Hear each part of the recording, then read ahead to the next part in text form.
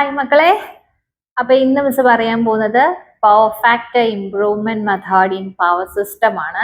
അതിൽ ആദ്യം തന്നെ നിങ്ങൾക്ക് ഇൻട്രൊഡക്ഷൻ എന്താണ് പവർ ഫാക്ടർ എന്നൊക്കെയാണ് ഈ വീഡിയോ. ഇത് കഴിഞ്ഞ് അടുത്ത് വരുന്നതാണ് പവർ ഫാക്ടർ ഇംപ്രൂവ്മെന്റ് മെത്തേഡ്സ് ഞാൻ ചെയ്യാൻ പോകുന്നത്. അപ്പൊ നമുക്ക് ഇലക്ട്രിക്കലുകാർക്ക് എന്തായാലും പവർ ഫാക്ടർ എന്താണെന്ന് അറിയായിരിക്കും. നിങ്ങളിപ്പോ മെഷീൻസ് എന്നുള്ള സിങ്ക്രോണസ് മെഷീൻസിനകത്ത് സർക്കിൾ ഡയഗ്രാം വരയ്ക്കാൻ വേണ്ടിയിട്ട് എന്താണ് പവർ ഫാക്ടർ യൂസ് ചെയ്യുന്നുണ്ട്. 50 5s എന്നുള്ള വാല്യൂസ് നമ്മൾ എടുക്കുന്നുണ്ട്. അപ്പൊ ഈ പറയുന്ന കോസ് 5 എന്നുള്ള വാല്യൂ ആണ് നമ്മുടെ പവർ ഫാക്ടർ. എനിക്ക് ഇതുവരെ ശരിയായിട്ടില്ല, അതെന്റെ സൗണ്ട് അടഞ്ഞു പോകുന്നത്. എന്താണ് power factor? Basically power factor എന്ന് പറഞ്ഞാല് the angle between the cos angle between the voltage and current. ഒരു എ സി സർക്യൂട്ടിൽ വോൾട്ടേജും കറണ്ടും തമ്മിലുള്ള ഫേസ് ആംഗിളിനെയാണ് അല്ലെങ്കിൽ cosine of the angle between voltage and current in an A C circuit power factor. മനസ്സിലായോ? ഒരു എ സി സർക്യൂട്ടില് വോൾട്ടേജും കറണ്ടും തമ്മിലുള്ള കോസ് ഓഫ് ദ ആംഗിളിനെയാണ്, കൊസൈൻ ഓഫ് ദ ആംഗിളിനെയാണ് നമ്മൾ പവർ ഫാക്ടർ കോസ് 5 എന്ന് പറയുന്നത്. ഈ കോസ് 5 തന്നെയാണ് പി എഫ് പവർ ഫാക്ടർ എന്ന് റെപ്രസെന്റ് ചെയ്യുന്നത്. ഓക്കെ, ഇനി അടുത്ത് പറയാനുള്ള, നമുക്കറിയാം എ സി സർക്യൂട്ട്സ് എന്ന് പറയുമ്പോൾ റെസിസ്റ്റീവ് സർക്യൂട്ട് ഉണ്ട്, ഇൻഡക്റ്റീവ് സർക്യൂട്ട് ഉണ്ട്, കപ്പാസിറ്റീവ് സർക്യൂട്ട് ഉണ്ട്. In the case of resistive circuit the power factor of unity that is P F cos 5 is equal to 1 ആണ്. പക്ഷേ ഇൻഡക്റ്റീവ് സർക്യൂട്ടിലും കപ്പാസിറ്റീവ് സർക്യൂട്ടിലുമാണ് പവർ ഫാക്ടർ ലാഗ് ആണോ ലീഡ് ആണോ എന്ന് നമ്മൾ പ്രഡിക്റ്റ് ചെയ്യുന്നത്. അതിൽ in the case of an inductive സർക്യൂട്ടിൽ എപ്പോഴും പവർ ഫാക്ടർ ലാഗ് ബിഹൈൻഡ് ആയിരിക്കും, അല്ലെങ്കിൽ current lags the voltage by an angle called phi. Okay, in inductive circuit, ഒരു ഇൻഡക്റ്റീവ് സർക്യൂട്ടിനകത്ത് എപ്പോഴും current lags the voltage. Current എപ്പോഴും വോൾട്ടേജിനെ ലാഗ് ചെയ്യും. കറണ്ട് ലാഗ്സ് ദ വോൾട്ടേജ് ഏതാങ്കിള് ഫൈയില്. ഐ ലാഗ്സ് ദ വോൾട്ടേജ് ആണ്, അല്ലെങ്കിൽ current lags the voltage behind an angle phi ആണല്ലോ ഇൻഡക്റ്റീവ് സർക്യൂട്ട് ആണെങ്കിൽ. ഇപ്പൊ ഞാൻ ഇതൊരു ഫിഗർ വരച്ചാൽ ഇവിടെ ഞാനൊരു വോൾട്ടേജ് വി വരച്ചിട്ടുണ്ട്. ആൻഡ് ഹാവിങ് വോൾട്ടേജിനെ ഫൈ എന്ന ആംഗിളിൽ കറണ്ട് ലാഗ് ചെയ്തു. ട്രയാങ്കിൾ ആക്കി, ഞാൻ ഇതിനെ ട്രയാങ്കിൾ ആക്കാൻ ഫുള്ള് വരയ്ക്കുവാണേ. വോൾട്ട് ഇതാക്കി കഴിഞ്ഞാൽ ഇവിടെ കറണ്ട് ഉണ്ടല്ലോ. അപ്പൊ ഇവിടെ നമ്മുടെ വരുന്ന കമ്പണൻസ് എങ്ങനെയായിരിക്കും റിസോൾവ് ചെയ്യുന്ന? ഐ കോസ് ഫൈയും ഓപ്പോസിറ്റ് വരുന്നത് ഐ സൈൻ ഫൈയും അല്ലെ? ഐ കോസ് ഫൈയും ഐ സൈൻ ഫൈയും. ഇനി ഇത് ഇൻഡക്റ്റീവ് സർക്യൂട്ട് ആണ്. ഇനി നമ്മളൊരു കപ്പാസിറ്റീവ് സർക്യൂട്ട് നോക്കിയാൽ എങ്ങനെയിരിക്കും? കപ്പാസിറ്റീവ് സർക്യൂട്ടിൽ always the current leads the voltage. Okay, capacitive സർക്യൂട്ടിൽ എപ്പോഴും കറണ്ട് ലീഡ്സ് ദി വോൾട്ടേജ് ആണ്. കറണ്ട് എപ്പോഴും leads the voltage by an angle phi. എപ്പോഴും ഫൈയിൽ തന്നെയാണ് ലാഗും ലീഡും പറയുന്നതെന്ന് പറഞ്ഞല്ലോ, അതാണ് കോസ് ഫൈ എടുക്കുന്നത്. Power factor leads the voltage by an angle phi. അപ്പൊ എന്തായിരിക്കും? നമുക്ക് എങ്ങനെ വരയ്ക്കും? ഇപ്പൊ ഞാൻ ഇങ്ങനെ ബേസ് വോൾട്ടേജ് വരച്ചാല് മേളിലേക്ക് വരയ്ക്കണം, ലീഡ് ചെയ്യല്ലേ, കൂടുകയല്ലേ, ഇങ്ങനെ വരയ്ക്കണം. ഓക്കെ ആണോ? അപ്പൊ എഗെയിൻ ഇത് ഐ കോസ് ഫൈ, അഡ്ജസന്റ് വരുന്നു, ഇത് ഐ സൈൻ ഫൈ, ഇങ്ങനെ കിട്ടിയോ? മനസ്സിലായോ? അപ്പൊ ഇൻഡക്റ്റീവ് സർക്യൂട്ടില് എപ്പോഴും എന്താണ്? കറണ്ട് വോൾട്ടേജിനെ ലാഗ് ചെയ്യും. But in the case of capacitive circuit always the current leads the voltage by an angle phi. ഇനി ഞാൻ പറയാൻ പോകുന്നത് പവർ ട്രയാങ്കിൾ ആണ്. നോക്കിക്കോ, ജസ്റ്റ് ഞാനൊരു ട്രയാങ്കിൾ വരച്ചിട്ട് അവിടെയാണ് നമ്മൾ active power, reactive power and the apparent power പറയാൻ പോകുന്നത്. ജസ്റ്റ് അതൊക്കെ നോക്കിയിട്ട് what are the advantage disadvantages of power factor എന്നൊക്കെ പറയാം കേട്ടോ. ഞാൻ ഇവിടെ പവർ ട്രയാങ്കിൾ വരച്ചിട്ടുണ്ട്. പവർ ആണ്, നമുക്കറിയാലോ, ഞാൻ ഒരുപാട് പ്രാവശ്യം പറഞ്ഞിട്ടുണ്ട്, power is the product of voltage and current in A circuit. അപ്പൊ പവർ ട്രയാങ്കിൾ വരയ്ക്കണമെങ്കിൽ ഞാൻ എന്ത് ചെയ്തു? ഒറിജിനൽ നിന്ന് വി ഐ വരച്ചു. ലാക്സ് ഇവിടെ ഒരു കറണ്ട് 5 കൊടുത്തിട്ടുണ്ട്. അപ്പൊ അഡ്ജസന്റ് വരുന്നത് V I cos phi, opposite വരുന്നത് വി ഐ സൈൻ ഫൈ. ഇനി ഓരോ ടേംസ് ആയിട്ട് ഞാൻ ഇവിടെ പറയാൻ പോവാട്ടോ. വി ഐ കോസ് ഫൈ, എവിടെയെങ്കിലും നിങ്ങൾ ഇത് കേട്ടിട്ടുണ്ടോ? വി ഐ കോസ് ഫൈ അല്ലെങ്കിൽ √3 വി ഐ കോസ് ഫൈ എന്നൊക്കെ നിങ്ങൾ കേട്ടില്ലേ സർക്കിൾ ഡയഗ്രത്തില്? അത് സ്റ്റാർ കണക്ഷൻ ആണെങ്കിലും ഡെൽറ്റ കണക്ഷൻ ആണെങ്കിലും വോൾട്ടേജ് റേറ്റിംഗ് നമ്മൾ റെപ്രസെന്റ് ചെയ്യുന്ന ഇക്വേഷൻ ആണ് W is equal to √3 V I cos phi എന്ന് പറയുന്നത്. അപ്പൊ this V I cos phi is called the active power. Okay, active power. എന്താ ഇനി active power? Active power is the actual power dissipate ചെയ്യുന്ന power. Okay, the power dissipated in the circuit is called the active power. ഞാൻ എഴുതാം, power dissipated. Dissipate ചെയ്യുന്ന പവറിനെയാണ് നമ്മൾ active power എന്ന് പറയുന്നത്. That is VI cos phi. ഈ പറയുന്ന power active power.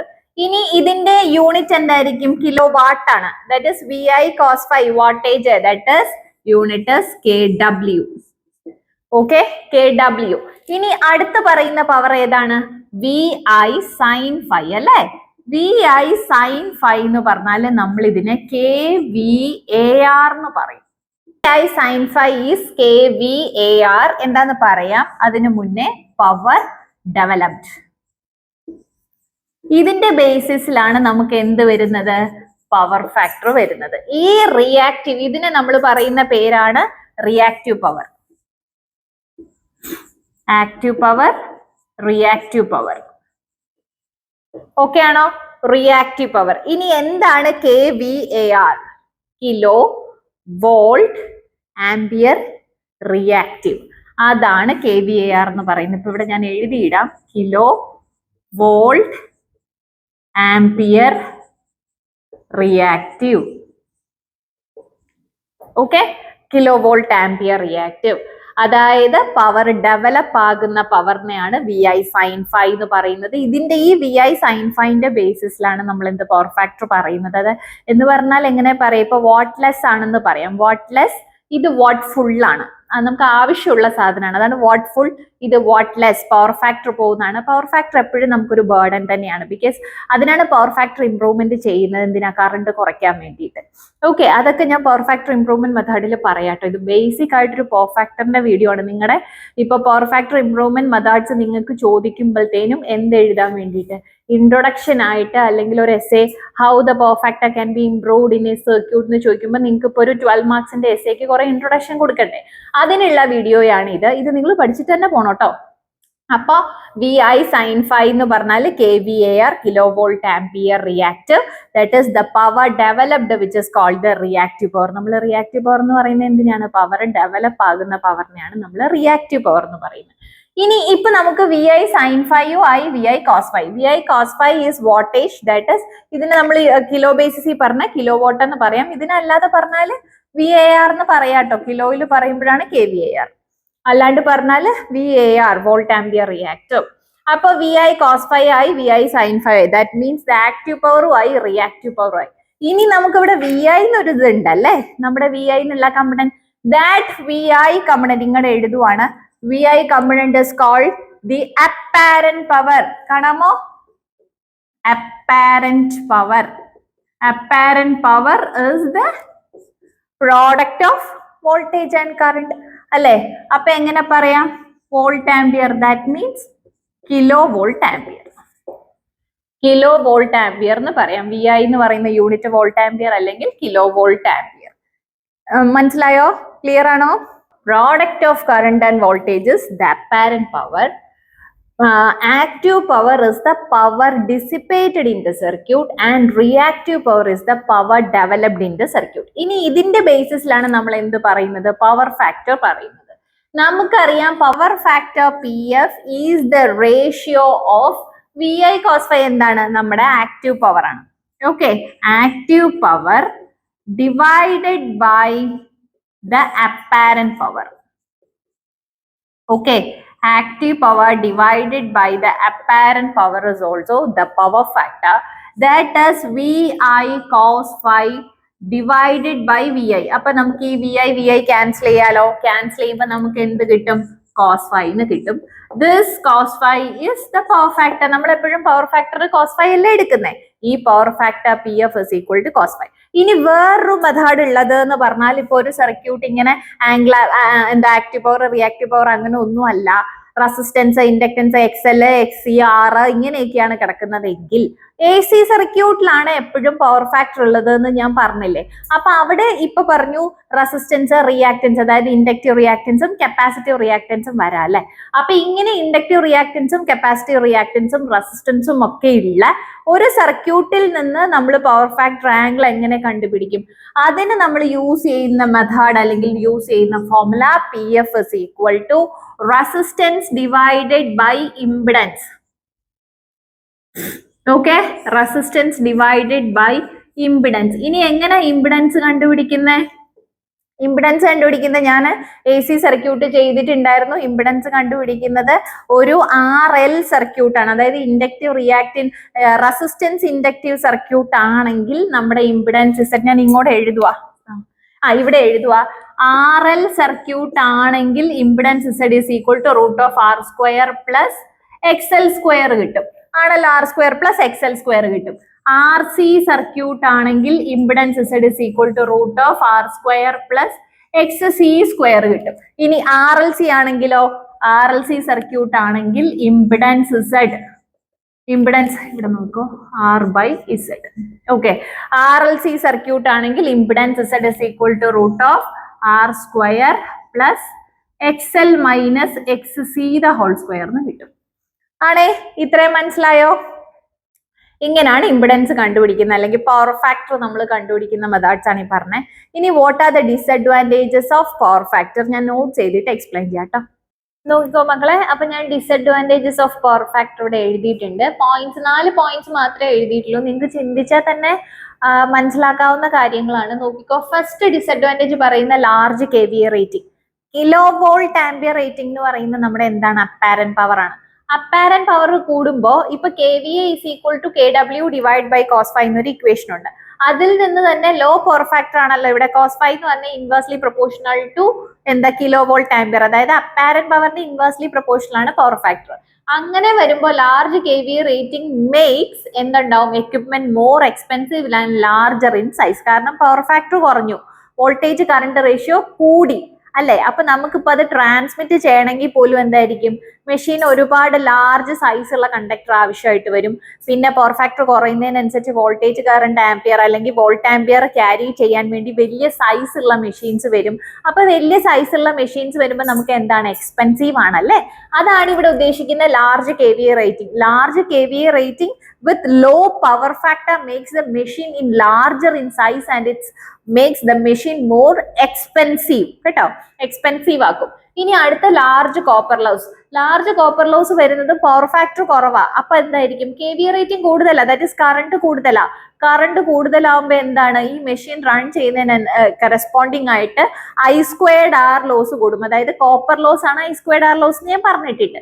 ഈ I²R ലോസ് കൂടും അല്ലെ. I²R ലോസ് കൂടുമ്പോഴത്തേനും അവിടെ എന്തുണ്ടാവും? ലോസ് കൂടുതലാണെങ്കിൽ എഫിഷ്യൻസി കുറയും, അങ്ങനെയല്ലേ? ലോസ് കൂടുമ്പോഴത്തേനും എഫിഷ്യൻസി കുറയും. അപ്പം എന്താണ്? ലാർജ് കോപ്പർ ലോസ് ആകുമ്പോൾ ലാർജ് കറണ്ടിൽ low power factor causes the I²R loss or the copper loss. It makes the machine to a low efficiency സ്റ്റേജിലോട്ട് കൊണ്ടുവരും. ദെൻ അടുത്ത പുവർ വോൾട്ടേജ് റെഗുലേഷൻ. ഇപ്പൊ എഫിഷ്യൻസി കുറയുന്നു എന്ന് പറയുമ്പോൾ തന്നെ ചിന്തിക്കാം വോൾട്ടേജ് റെഗുലേഷനും കുറവ് തന്നെയായിരിക്കും. Large current low power factor causes greater voltage drop in transformer, transmission lines or distribution lines and the alternator. ഇപ്പൊ ഓൾട്ടർനേറ്റർ ഒക്കെ AC ജനറേറ്റേഴ്സ് ആണ് ഓൾട്ടർനേറ്റേഴ്സ്. ട്രാൻസ്ഫോമർ, ഡിസ്ട്രിബ്യൂഷൻ ലൈൻസ്, അവിടെയൊക്കെ ഒരുപാട് വോൾട്ടേജ് ഡ്രോപ്പ് വരാനുള്ള ചാൻസ് കൂടുതലാണ് when the power factor of a machine is low അല്ലെ. Power factor low ആണെങ്കിൽ കാരണം കൂടുതൽ കറണ്ട് എടുക്കും. പവർ ഫാക്ടർ കുറയുമ്പം കറണ്ട് കൂടുതൽ എടുക്കും. അതാണ് നമ്മൾ പവർ ഫാക്ടർ എപ്പോഴും ഇംപ്രൂവ് ചെയ്യുന്നത് അല്ലെങ്കിൽ ഹൈ പവർ ഫാക്ടറിലോട്ട് കൊണ്ടുപോകുന്നതിന്റെ റീസൺ അതാണ്. എന്ത് കുറയ്ക്കാൻ വേണ്ടിയിട്ട്? കറണ്ട് കുറയ്ക്കാൻ വേണ്ടിയിട്ട് അല്ലെങ്കിൽ വോൾട്ട് ആംപിയർ കുറയ്ക്കാൻ വേണ്ടിയിട്ടാണ് നമ്മൾ എപ്പോഴും പവർ ഫാക്ടർ കൂട്ടുന്നത്. ഇവിടെ ഇപ്പൊ ലോ ആകുമ്പോഴത്തേനും വോൾട്ടേജ് റെഗുലേഷൻ പോയി, വോൾട്ടേജ് റെഗുലേഷൻ ലോ ആണ്, എഫിഷ്യൻസി ലോ ആണ്, പിന്നെ എന്താണ്? ലാർജ് സൈസ് ആണ്, എക്സ്പെൻസീവ് ആണ്. ദെൻ ലാസ്റ്റ് പോയിന്റ് എഴുതിയേക്കുന്ന ഗ്രേറ്റർ കണ്ടക്ടർ സൈസ്. അത് നിങ്ങൾക്ക് തിങ്ക് ചെയ്യാവുന്ന കാര്യമല്ലേ ഉള്ളൂ. കണ്ടക്ടർ പവർ ഫാക്ടർ കുറവായിരിക്കുമ്പോൾ എന്തായിരിക്കും?